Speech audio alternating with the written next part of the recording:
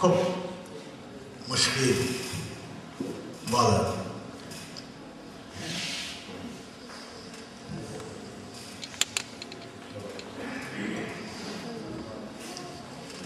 সেটা হচ্ছে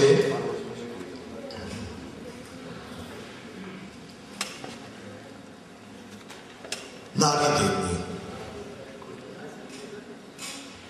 এটি শেষ করি কবিতা বললাম। সোয়ারটা বাজে আছে দেখি, হ্যাঁ আর একটা পড়া যাবে। আচ্ছা দুটো বল। আপনারা জানেন যে সিলেটে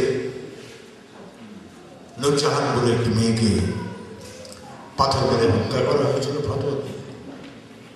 আপনারা জানেন যে চট্টগ্রামের সীমা বলে, চট্টগ্রাম বন্দরের সীমা বলে একটি মেয়েকে ধর্ষণ হত্যা করা হয়েছিল। ইয়াসমিনের কথা আপনাদের মনে পড়বে, দিনাজপুরে যাওয়ার পথে 10 মাইলে থেমেছিল, বাড়ি যাবার জন্য অপেক্ষা করছিল, তাকে ধর্ষণ হত্যা করা। এগুলো শুধু 3টে ঘটনা নয়, এরা হচ্ছে প্রতীক। এবং আমাকে ভাবায়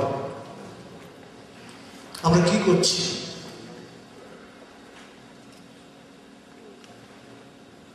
আমি আপনাদের জিজ্ঞেস করছি, দাঁড়িয়ে থাকা মানুষ, তুমি দাঁড়িয়ে থাকা মানুষ, তুমি ভাবলে কেন, পড়লে কেন? দাঁড়িয়ে থাকা মানুষ, তুমি দাঁড়িয়ে থাকা মানুষ, তুমি ভাবলে কেন, পড়লে কেন? ইয়াসমিনের সঙ্গে তুমি দিনাজপুরের বাসে, তুমিও বাড়ি যাচ্ছিলে তো ইয়াসমিনের পাশে, কুত্তারা সব ঝাঁপিয়ে পড়ে, কাপড় ধরে টান, খুব লেখেছিল মেয়ের গোলাপ এবং প্রাণ। তখন তুমি করতে কিছুই পারলে না তো মানুষ, তাই কি তুমি ভাঙলে মানুষ? তাই কি তুমি পড়লে মানুষ? দাঁড়িয়ে থাকা মানুষ, তুমি না দাঁড়িয়ে থাকা মানুষ, তুমি ভাঙলে কেন, পড়লে কেন? শাহজালালের দেশে বাবার মেয়ে নূরজাহান, সমাজ বলে অসতীশে বিচার অনুষ্ঠান, সেই বিচারে পাথর মেরে হত্যা করার রায় আর কারো নয়, নারীর প্রাণ নূরজাহানের যায়। তখন তুমি করতে কিছুই পারলে না তো মানুষ, তাই কি তুমি ভাঙলে মানুষ? তাই কি তুমি পড়লে মানুষ? দাঁড়িয়ে থাকা মানুষ, তুমি দাঁড়িয়ে থাকা মানুষ, তুমি ভাঙলে কেন, পড়লে কেন? দাঁড়িয়ে থাকা মানুষ। জাহাজ ফেরে চট্টগ্রাম, মাল হচ্ছে খালাস, বন্দরে আজ পড়ে আছে মেয়ে মানুষের লাশ। ধর্ষিত আসে মেয়ে মানুষ, নাম ছিল তার সীমা। ভগবানের দিকে ঘৃণায় তুই তাকালি মা, তখন তুমি করতে কিছুই পারলে না তো মানুষ, তাই কি তুমি ভাঙলে মানুষ? তাই কি তুমি পড়লে মানুষ? তুমি না দাঁড়িয়ে থাকা মানুষ। কেন অসতী আজ আমার মেয়ে, যদিও সতী সে, ধর্ষিতা আজ আমার বোন, একলা যদি সে, ধর্ষকেরা লাফিয়ে বসে সিংহাসনে আজ, আল্লাহ তোমার চক্ষু তুলে খাচ্ছে শকুন বাজ। তখন তুমি করতে কিছুই পারলে না তো মানুষ, তাই কি তুমি ভাঙছো মানুষ? তাই কি তুমি পড়ছো মানুষ? দাঁড়িয়ে থাকা মানুষ, তুমি না দাঁড়িয়ে থাকা মানুষ, দাঁড়িয়ে থাকা মানুষ, তুমি দাঁড়িয়ে থাকা মানুষ। ইয়াসমিনের পাশে তুমি, নূরজাহানের পাশে তুমি, সীমার পাশে দাঁড়িয়ে থাকা, দাঁড়িয়েছিলে মানুষ। অপমানের বোঝা মাথায়, অপঘাতের শেষ, তারপরও কি বলতে তুমি সমাজ, মানুষ, দেশ? তারপরও কি মায়ের দিকে চোখ ফেরাতে পারো? মাতৃভূমি, মাতৃভাষা বলতে তুমি পারো? বলতে তুমি পারো? মানুষ, তুমি দাঁড়িয়ে থাকা মানুষ, দাঁড়িয়েছিলে, ভাবছো কেন, পড়ছো কেন? তুমি দাঁড়িয়ে থাকা মানুষ, তুমি দাঁড়িয়ে থাকা মানুষ।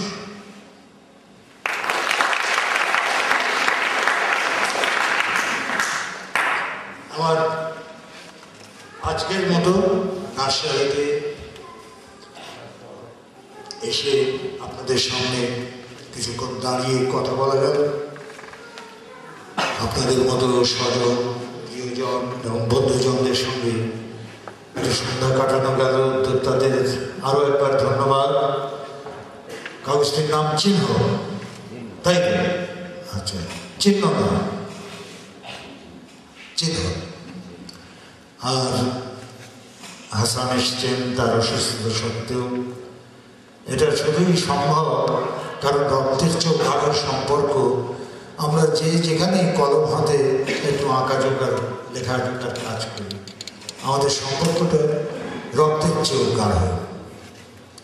এবং এই জন্যে ওই যে গোড়াতে বললাম যে আমার ছেলে মেয়ের অভিমান আছে, যে আমার অনেক সন্তান, তেমনি আমার অনেক ভাই বোনও আছে এই সংস্কৃতির ক্ষেত্রে, সাহিত্যের ক্ষেত্রে। এবং এই দেশটিকে যারা ভালোবাসে, এই মাটিকে যারা ভালোবাসে। আমি আঞ্চলিকতায় বিশ্বাস করি না, আমি এমনকি সংকীর্ণ অর্থে জাতীয়তাবাদেও বিশ্বাস করি না। আমি একই সঙ্গে বাঙালি এবং বিশ্বের এইরকম মানুষ দেখতে চাই।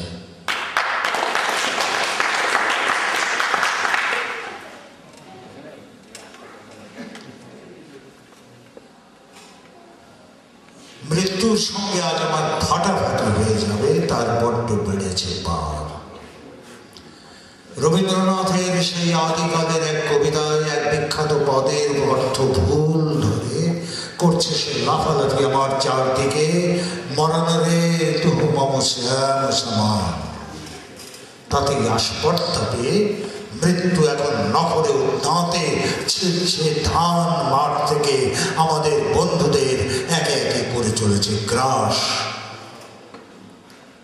আপনারা জানেন যে আমার যে বয়স এবং আমাদের, এবং হাসানও এটা জানবেন যে আমাদের সময়ের প্রায় সবাই চলে গেছে, সবাই চলে গেছে। এই যে খালেক সাহেবকে দেখে ওর জ্যেষ্ঠ মজাল ইসলাম স্যারের কথা মনে পড়ছে, তিনি চলে গেছেন।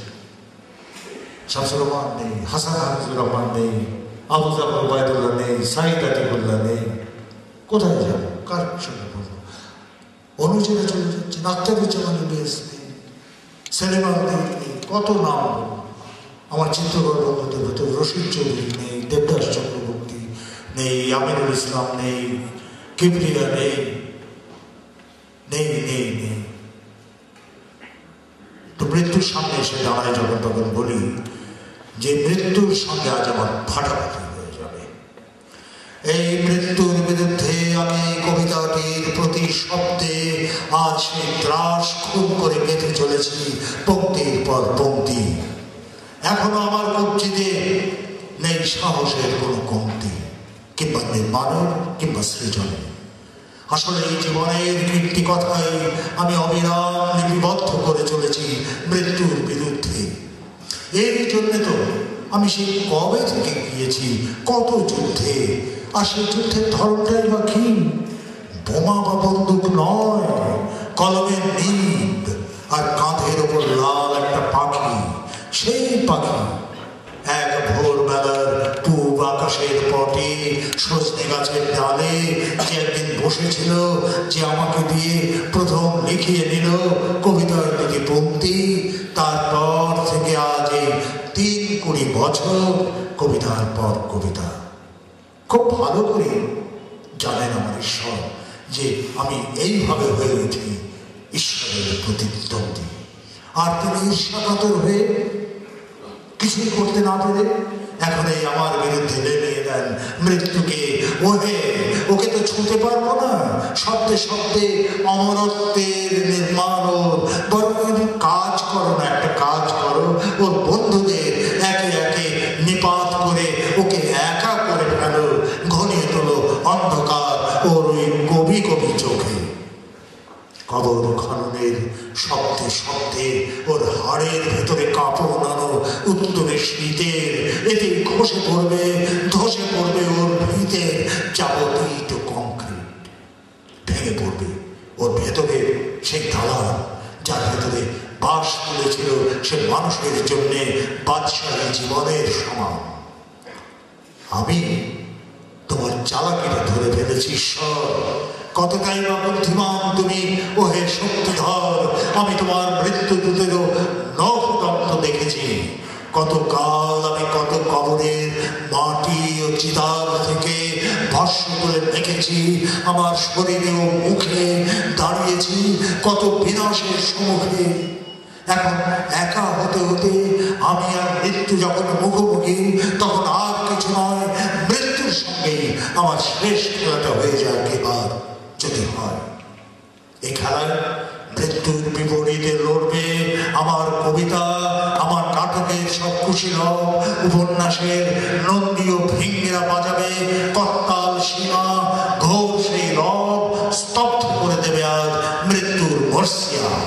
পৃথিবীতে স্বর্গ জাগানিয়া একটি ছবিও যদি এঁকে থাকে কলমে নেবে ও ল্যাপটপে চাবির পর চাবি টিপে, তবে এই যখন আমার চারদিকে একে একে নেমে যাচ্ছে বাতি, পতিত হচ্ছে বন্ধুরা, আমাকে দেবে দাঁড়িয়ে থাকবার এবং মোকাবেলা করবার শক্তি এই কবিতা। আমি যদি লিখি, আমার বন্ধুরা যদি লিখে থাকেন, তবে আমাদের মৃত্যু না নাই।